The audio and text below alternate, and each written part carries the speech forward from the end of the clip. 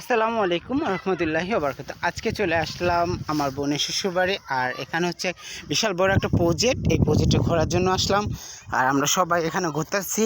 বাচ্চারা অনেক দুষ্টুমি করতেছে, ওরা আগে আগে চলে গেছে। আর ওরা চলে যাওয়ার কারণে আমি ভিডিওটা বানাইতে পারতেছি আর ভিডিওটা করতে পারলাম।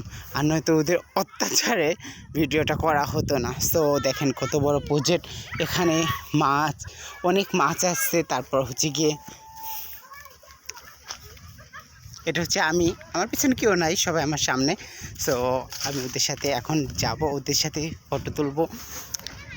বিকালবেলা ঘুরতে পারলে কার না ভালো লাগে বলুন, তাও আবার যদি এরকম সুন্দর প্রজেক্ট হয়।